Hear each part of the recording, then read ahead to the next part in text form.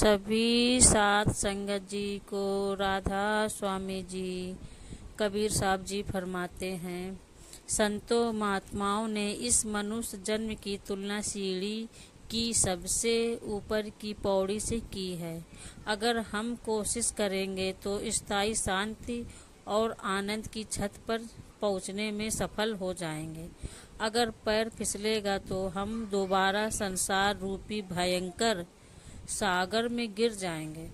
दूसरे शब्दों में केवल मनुष्य जन्म ही मनुष्य पाने की संभावना है, क्योंकि इस देह रहते हुए ही हम पूरे सद्गुरु से मिल सकते हैं, उनसे आंतरिक मार्ग भेद प्रभात कर सकते हैं और सब या नाम का अभ्यास करके धुर्म धाम तक पहुंच सकते हैं। कबीर साहब जी फरमाते हैं कि मनुष्य जन्म इतना अनमोल है कि इसको पाने के लिए देवी देवता भी तरसते हैं, क्योंकि परमात्मा एक भक्ति केवल मनुष्य चोले ही में ही हो सकती है। आप चाहते सचेत करते हैं कि मनुष्य जन्म का असली लाभ परमात्मा की भक्ति करके उसे प्राप्त करना है और इससे उसे किसी भी कीमत पर डील नहीं करना चाहिए। कबीर साहब जी फरमाते हैं, सच्चा नाम। परमात्मा के नाम की चर्चा तो हम सब करते हैं, लेकिन बोलने और लिखने में आने वाले नामों तथा सच्चे नाम में हम पहचान नहीं कर पाते। सच्चा नाम ना लिखा जा सकता है और ना ही बोला जा सकता है। राम रहीम अल्लाह वाही गुरु राधा स्वामी जी जेवाओ खुदा आदि नाम बोले जा सकते हैं, लेकिन लिखे जा सकते हैं और उनके समय तथा इस इतिहास का पता लगाया जा सकता है, पर इस सच्चे नाम का सबसे संत महात्मा संकेत करते हैं उसका कोई निश्चय समय नहीं है। वह आनंदी व दृष्टि की रचना से पहले भी था। संपूर्ण ब्राह्मण जिसमें देश और काल की शामिल हैं, उस नाम से पैदा हुआ है। गुरु अमरदास जी कहते हैं, नैमे ही से प्रभु कुछ कोहा। इस रचनात्मक शक्ति को संत परमात्माओं ने शब्द नाम धुन आकाशवाणी आदि का मूल्यवान किया है। आप फरमाते हैं कि हमें मनुष्य जन्म से लाभ उठाकर अपने शरीर रूपी घर के अंदर शब्द के साथ लीप जुड़ कर परमात्मा से मिलाप कर लेना चाहिए। धुन में अब सूरत लगाओ, इस घेरे से उस घर जाओ।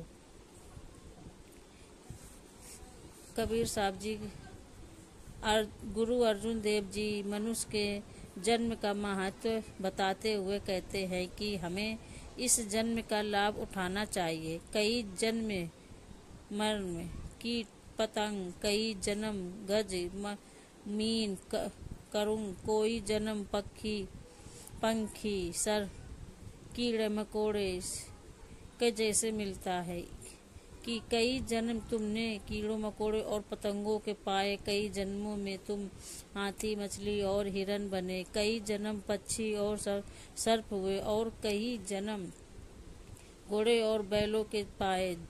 अब तुम्हें प्रभु से मिलाप करना अवसर मिला है। बहुत ही लंबे समय के बाद ये मनुष्य का जन्म प्राप्त हुआ है। प्रभु का मिलाप प्राप्त करके इस मौके का फायदा उठाओ। कबीर साहिब जी मनुष्य चोले की महात्मा का वर्णन करते हैं। मनुष्य जन्म ही परमात्मा से मिलाप प्राप्त करने का अवसर है। कबीर साहब जी फरमाते हैं, मनुष्य जन्म केवल परमात्मा की प्राप्ति के लिए मिला है। यही एक ऐसा दरवाजा है जो प्रभु ने इस जड़ संसार के विशाल जेल खाने से बाहर निकलने के लिए बनाया है, पर हम संसारिक कार्यों तथा विषय भोगों में इतने फंस जाते हैं कि इस देह में आने के लिए असली उद्देश्य को पूरी तरह भूल जाते हैं। हम छाया के पीछे भागते हैं और सारे वस्तु को खो बैठते हैं। कि मुर्गा पानी में रहती है, पर जब चाहती है सूखे पंखों को साथ उड़ ले जाती है। कमल की जड़ें पानी में होती हैं, पर फूल पानी से बाहर रहता है। इसी प्रकार संसार में रहते हुए हमें अपनी लीब अंत परमात्मा और शब्द के साथ जोड़कर सहज ही भव सागर से पार हो जाना चाहिए। कबीर साहब जी फरमाते हैं, संत हमें जंगलों, पहाड़ों, मंदिर, मस्जिद, गिरजाघर या पूजा अन्य स्थानों में जाकर पूजा करने का आदेश नहीं देते, क्योंकि परमात्मा कहीं बाहर नहीं, वह हमारे शरीर के अंदर है। सेठ पाल के समस्या की यह सांसारिक जीवन परमात्मा का मंदिर है। परमात्मा के मंदिर का बहुतों से क्या संबंध है, क्योंकि तुम ही परमात्मा का जीवित मरिए हो।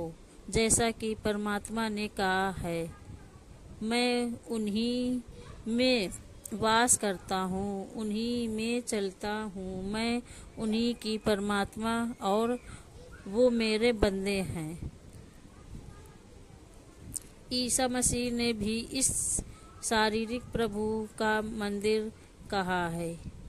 क्या तुम नहीं जानते कि तुम प्रभु के मंदिर हो और प्रभु का शब्द तुम्हारे अंदर निवास करता है?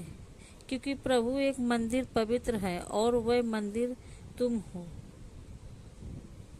परमात्मा हमारे अंदर है, इसीलिए हमें इस शरीर रूपी मंदिर में ही उसे ढूंढना चाहिए। गुरु अमरदास जी कहते हैं कि हमारे शरीर के अंदर वह परमात्मा खुद निवास करता है, परंतु वह अलग इन आँखों से देख नहीं जा सकता। अज्ञानी मनुष्य लोग इस बात को समझते नहीं और परमात्मा को बाहर ढूंढते रहते हैं। हर संत ने, हर पूरे गुरु हमें यही समझने की कोशिश की है। ये शारीरिक परमात्मा का जीता जागता मंदिर है। गुरु अमरदास जी ने फरमाया है कि हरि मंदिर हो, आदि ग्रंथ हो। हरि का अर्थ परमात्मा तथा मंदिर से भाव वह स्थान है जहाँ परमात्मा की रहता है। कि सो आप समझते हैं कि हमारा शरीर हरि का सच्चा है, क्योंकि इसे खुद ही हरि ने बनाया है। इसके अंदर खुद हरि निवास करते हैं तथा इसके अंदर ही हरि से मिलाप किया जा सकता है। ऋषियों मुनियों ने इस शरीर को नर नारी देह का, क्योंकि इसे खुद नारायण ने पैदा किया है। इससे वह खुद बैठा हुआ है और इसके अंदर ही हमारी आत्मा नारायण से मिलकर नारायण बनने का गौरव प्राप्त कर सकते हैं। हर महात्मा ने हमें यही सत्य समझाया है कि परमात्मा हम सबसे अंदर हैं और हमें उसको अपने अंदर ही ढूंढना है। मनुष्य शरीर एक प्रयोगशाला है जिसके अंदर जाकर हमें परमात्मा की खोज करनी है, क्योंकि केवल इस अनमोल मनुष्य जन्म में ही हम परमात्मा को पा सकते हैं। कबीरदास जी समझाते हैं, मनुष्य जन्म अनमोल है।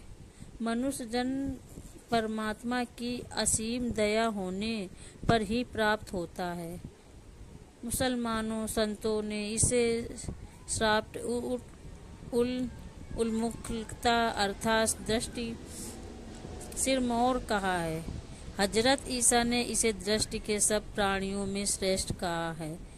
बाइबिल में हम पढ़ते हैं कि मनुष्य को परमात्मा के रूप पर बनाया गया है।